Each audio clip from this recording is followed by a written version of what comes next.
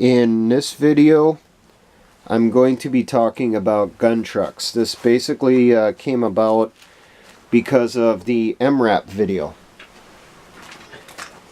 If something were to occur, especially in the United States, and a militia had to be activated and deployed to the field for operations, we're not going to have MRAPs, at least in the beginning. We'll capture some over time, but it'll be a while before we have enough of them that it would be really noticeable in the organizations. But something that we could have, even now, would be gun trucks. Now, from what I know on gun trucks, they came about because convoys required additional security vehicles. That's how they came about in Vietnam. And then in Iraq, they ended up with the same thing. Convoys were getting ambushed. They needed more security vehicles. There were not enough up-armored Humvees and that stuff to go around. So they did the same concept. They looked to the past and they copied it.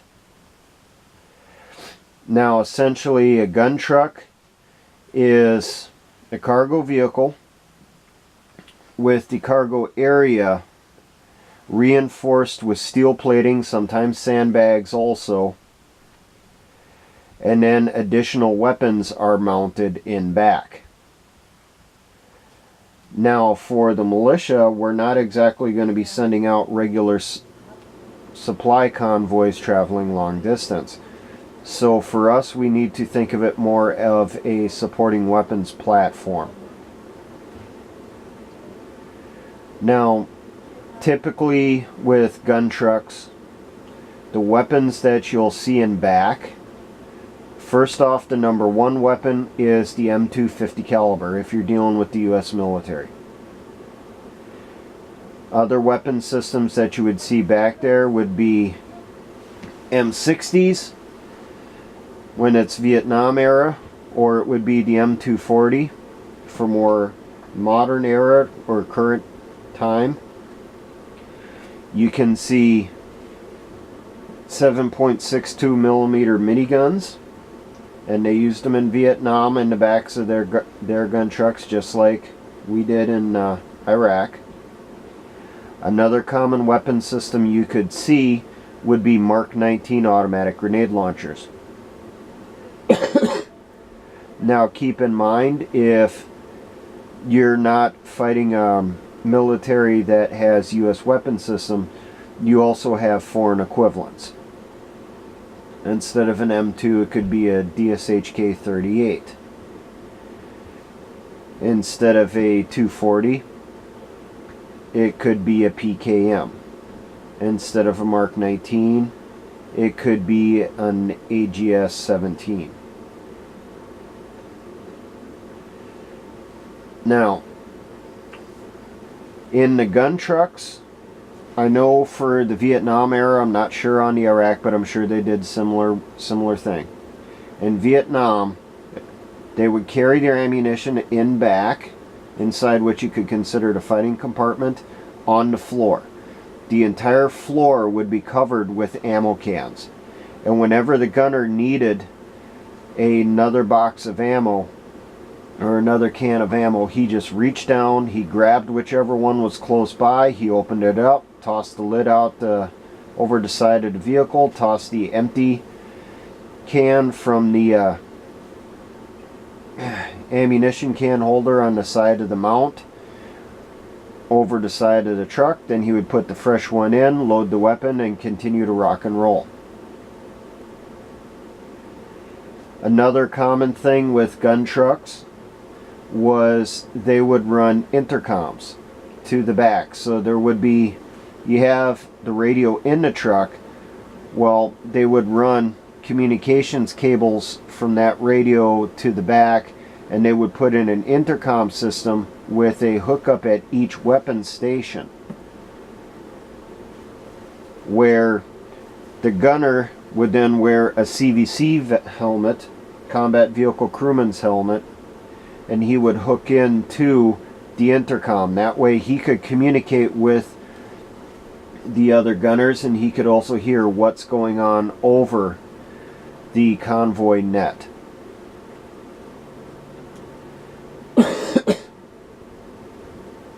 That is something I think we definitely should consider. Now, gun trucks are something that we can include in our organizations now fairly easily.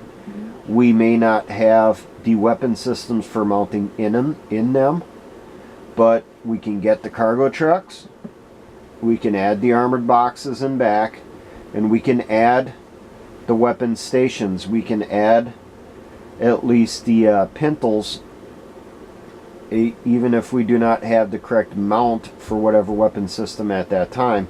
We could have the pintles or the pedestal mounts already there.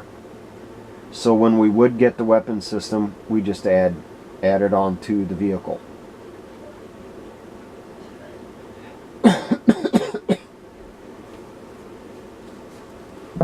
Now, a way that we could set them up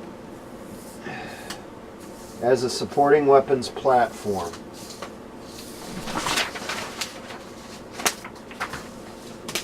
I figured for us, the most effective or the most useful, because we're not going to be doing too many supply convoys requiring security vehicles, is the cargo truck becomes a weapons carrier, and that weapon in back most likely would be mortars, say an 81 millimeter or 82 millimeter. I'm not sure if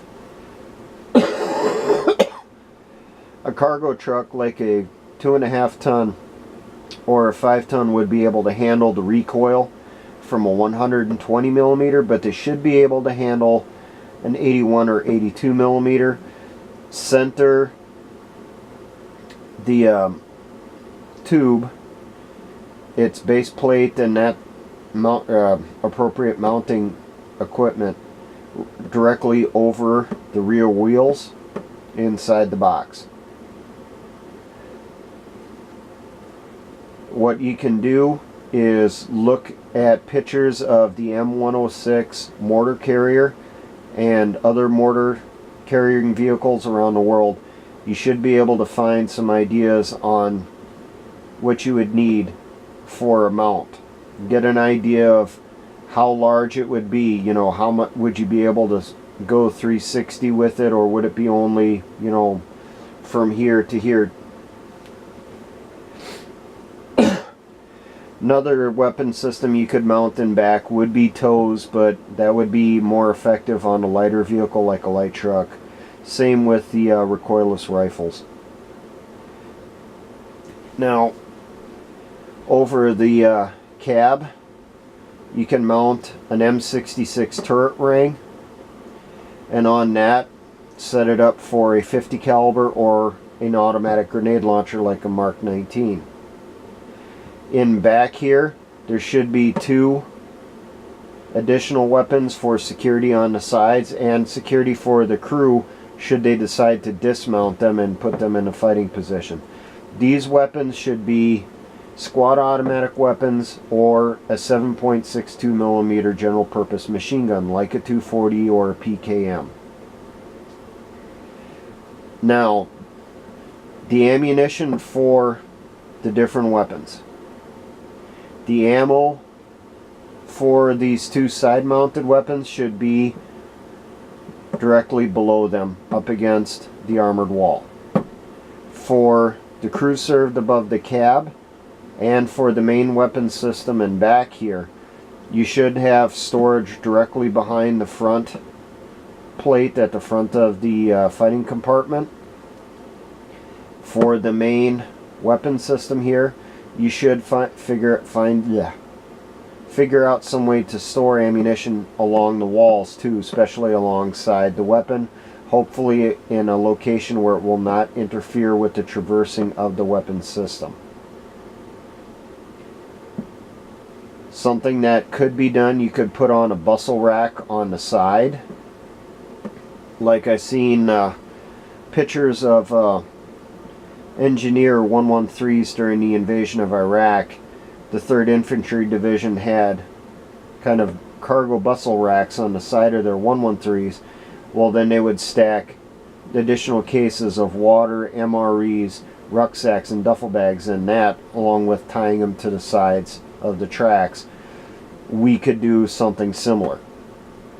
Barring that, if you don't want to put in a bustle rack, you can just tie off your rucksacks or duffel bags to the normal racks on the sides of the truck.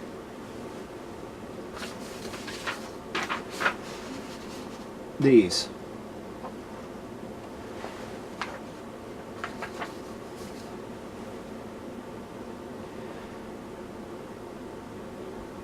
Now, remember, the majority of your ammo storage in the fighting compartment should be for your primary weapon system. Now, I came out with looking at crew size and that stuff for weapon systems, and then considering the vehicle also. Figured this thing would probably have a 5 to 6 person crew. 2 people would be up here in the cab, the gunner and the driver, and then you would have maybe 3 to 4 in back here, which would be primary your mortar crew. So you would have your NCO, who would be in charge, the gunner, the assistant gunner, and then possibly an ammunition handler. That ammunition handler, his job would be for grabbing ammo from up front here, maybe fusing additional mortars to pass back once the ones in the ready racks back here are used up. The NCO could also be the gunner on your main crew served, on your 50 caliber or your Mark 19. So it'll depend on what you come up with, what you think works the best for you.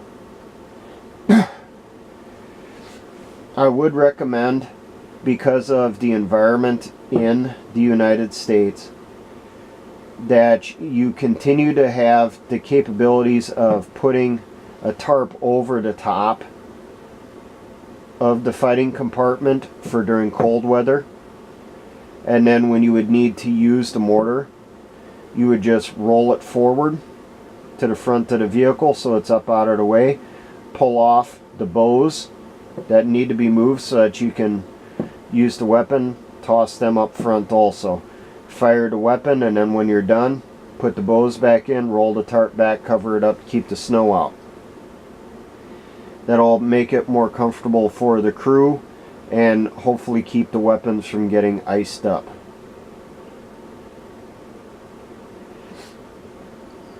Now, any additional space in here, should you choose, you could use it for storing additional food.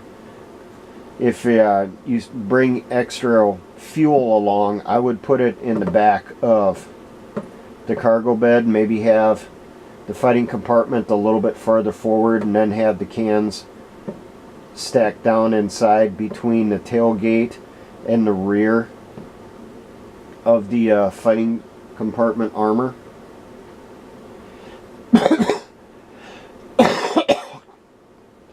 I would also recommend you have an intercom system running to the fighting compartment, mainly for the NCO, for when he gets the information over the net, telling him his plotting information for the tube, his azimuth, his elevation, and that stuff, so that as it comes in over to CVC, he can yell it out to the crew.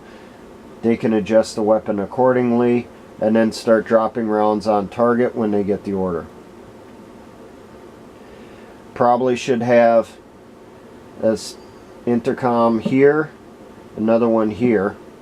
You'll have to have one for the gunner on this station, and you probably should have one for the driver, so probably 4 sets total tied into the radio.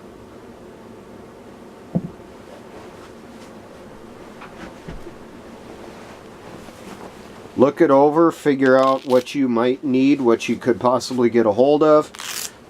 what your requirements would be, what you could support, and just brainstorm. That's the whole purpose of these videos, get you thinking on stuff. Not just to teach you, but to get you thinking on how you can solve a problem. Now, for all my engineer brothers in the Patriot and Militia movement, always remember, essayons.